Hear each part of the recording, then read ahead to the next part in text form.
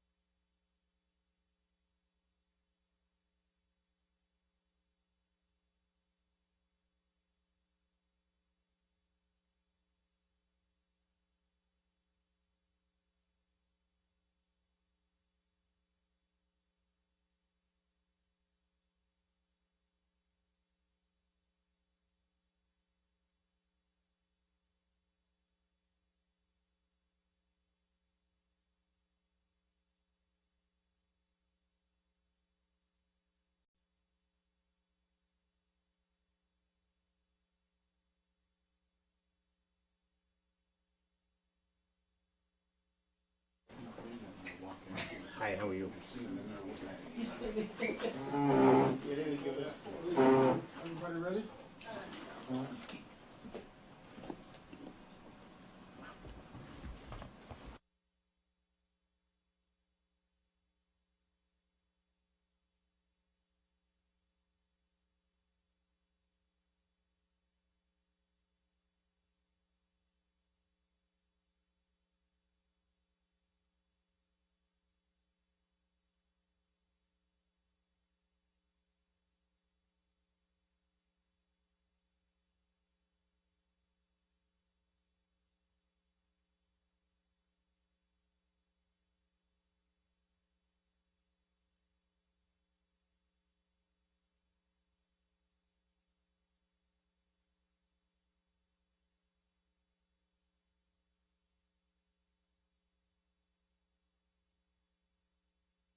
Deputy chiefs, supervising fire marshals, and department medical officers. What's going on today? So, 17 years later, what goes through your head here? Well, here we are on the eve of the 17th anniversary of 9/11, one of the most horrific days in our nation's history. It was a day that we were attacked by a foreign enemy on our home soil. 343 of New York City's bravest responded and made the supreme sacrifice in the greatest rescue operation ever performed in the world. It's a very sad day for the department. There's never been a loss of that magnitude so great all at once. Every loss is devastating to the department, but on this day we lost 343 of our members. But the toll continues to climb. We've had 164 members succumb to their illnesses that they received through their work down at the Trade Center. Last week, we've added 18 more members of this department to that memorial wall in a solemn ceremony, bringing up the total of to 182 of our members who have succumbed to their illnesses, hideous cancers, respiratory diseases. These men and women performed in the greatest traditions of this department because we pledged to recover every single person that we could possibly recover from that site. And they toiled in that toxic stew, day in and day out, 24/7, performing a mission that no one else could. Sir, I'm sorry, you did mention two numbers, so it's 182 since that Yes. from illnesses? Yes. The official number is 182 members of the New York City Fire Department that have succumbed to cancers, respiratory diseases that they contracted through their responsibilities and work down at the Trade Center and other sites. And can you give us a sense of, who's still sick and recovering as far as, numbers and as far as what they have and people coming to you? Literally, we have over 1,000 members who have been identified with cancers and respiratory illnesses and diseases. And that's just from the fire department's perspective. We had many first responders down there that are suffering. We have trade unions, labor unions, municipal workers. Everybody who had responded down to 9/11 and the days subsequent were exposed to that toxic stew. So it wasn't just the event of that day. It was weeks and months, and now it's almost 17, 18 years. Now you're starting to see. Our greatest fears are coming to fruition. Oftentimes these cancers take a long period of time to come about, and we're starting to witness that greatest in huge numbers. And yes, it wasn't just that day. The fire department had a presence there every single day until we hit the basement, until we hit the ground and the site was cleaned up. Can you describe again in detail what exactly they were doing there, firefighters? Our mission was simple in the fact that we knew we had lost 343 members.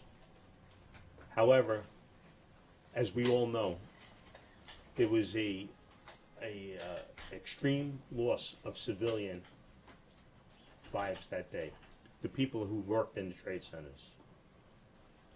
We vowed that we would try to bring peace and closure to every single family, not just firefighters, but everybody who was lost at the trade center. And we painstakingly sifted through that rubble, looking for the remains of the loved ones who were lost that day. And that, as everyone knows, the process took many months. And we were there every single day, 24/7, trying to bring closure to the families. How many firefighters were there at that time? How many firefighters were and fire officers Yeah, 9/11. that responded to a 9/11? Yeah. I don't have If the you had to put a number on that. I don't have an exact number, but I would say that everybody that was working in the department, I would say probably 99% of the department either responded that day or in the days afterwards.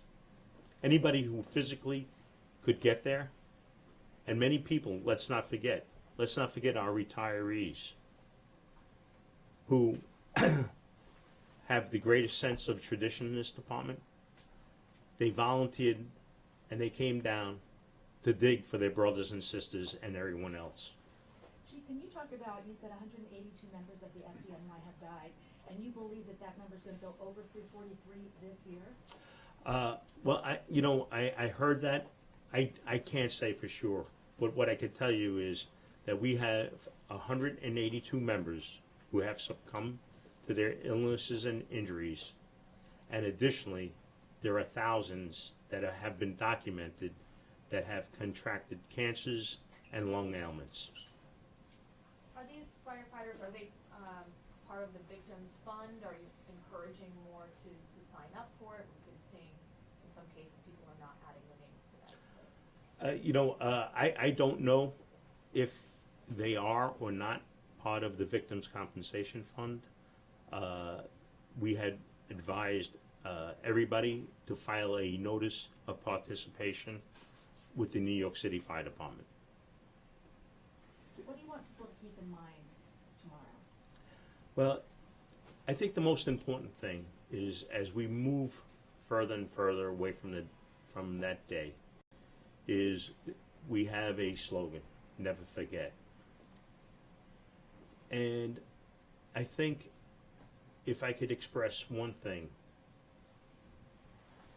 in a moment in time, yes, tomorrow, I would like every New Yorker just to take a moment and reflect what happened and reflect upon the loss of all lives. But also, firefighters and fire officers had a choice that day. And they ran into those buildings knowing they were going to face the most horrific conditions anyone faced here in the city of New York. And they did it in the greatest tradition of this department. So, did you feel you're going to read the names tomorrow as they usually do? Do you feel the 182 should be part of that reading of the names?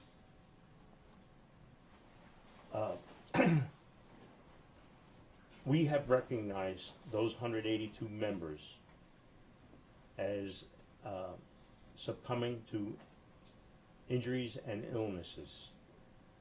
I know the department has designated them as so.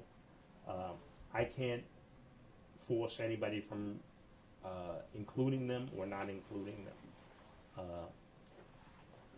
I would say the ceremony down at 9/11, they're remembering the victims who succumbed that day.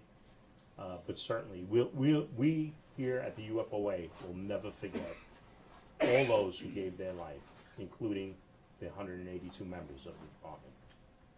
Are you concerned that the money in the Victims' Compensation Fund may not, in a few years, be enough to adequately cover everybody who's part of it? I had read an article regarding that, and I believe it's maybe a little premature to determine that. I believe the special master is looking and, for lack of better terminology, let's say performing a audit and a projection. So I think it's a little premature until we give the special master the time to at least analyze where we are with the Victims' Compensation Fund. The special master has done an incredible job.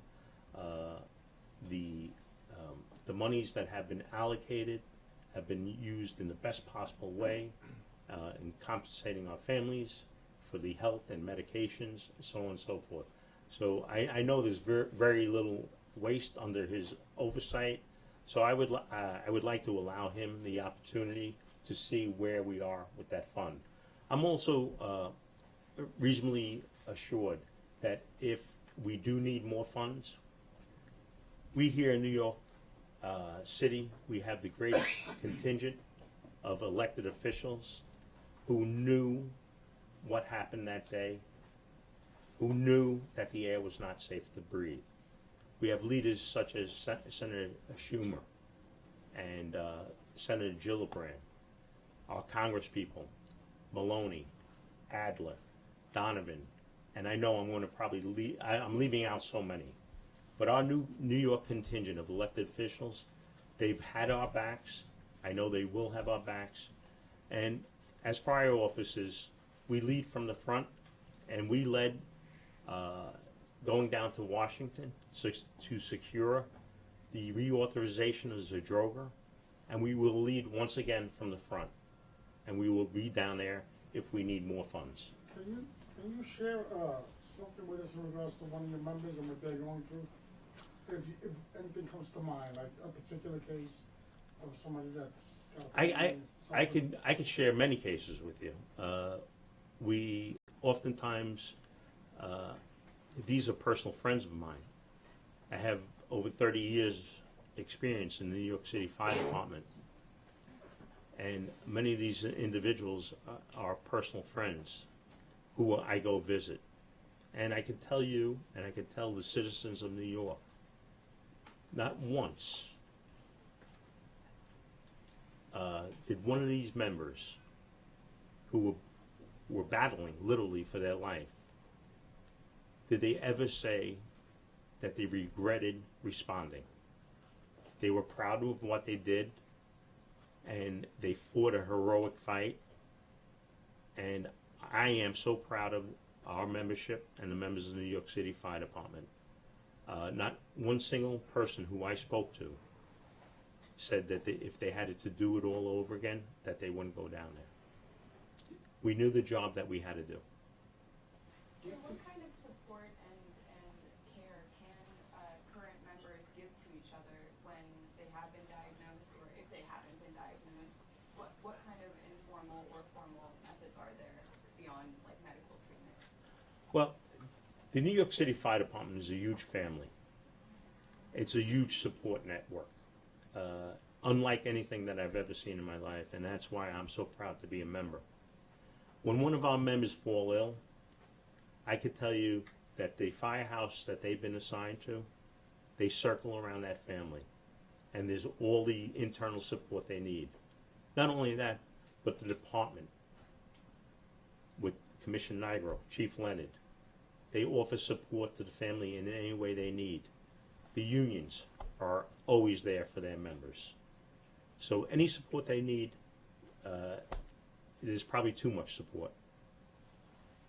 You said there's more than 10,000 current members that have at least one World Trade Center? I said over 1,000. Because your press release says over 10,000. Over 10,000, that would be incorrect. Over 1,000? There's, to my knowledge, there's over 1,000 members who have been identified with a cancer and or respiratory illness related to their work down at the World Trade Center. So, just curious, in the last, I don't know, year or so, how much percentage of your job or time is spent on 9/11 related illness? Or this just 9/11 in general, or is it dwindled overly, or, can you give us a sense of how much of your job now? Obviously, every part of our day, relates to the membership of our members and their welfare and being. It's hard to put it in terms of percentages, but I can tell you this: we have many members that are sick. We had many members that were dying, and a part of each day is looking out for our membership, their health, and their welfare.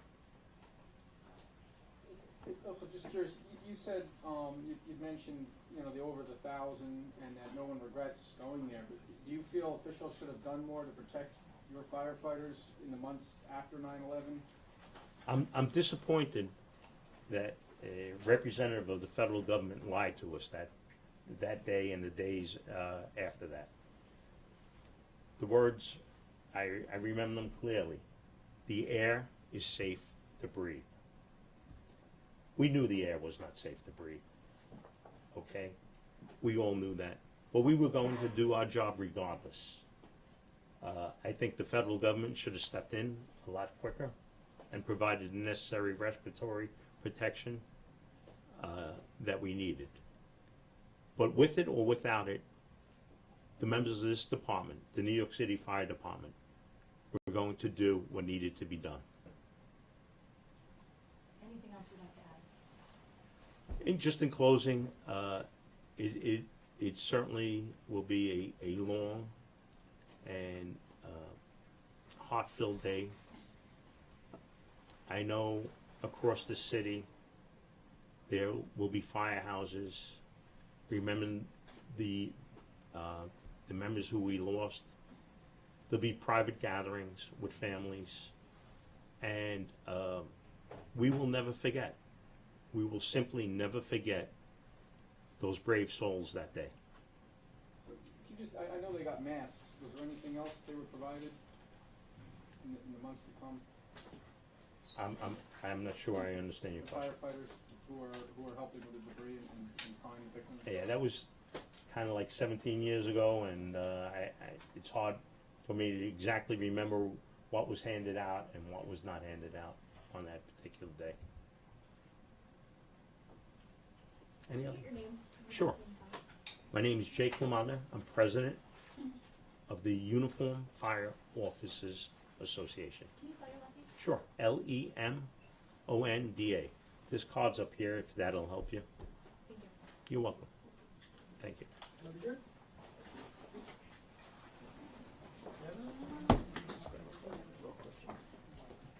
Sure. I would say approximately, there's probably about 8,000.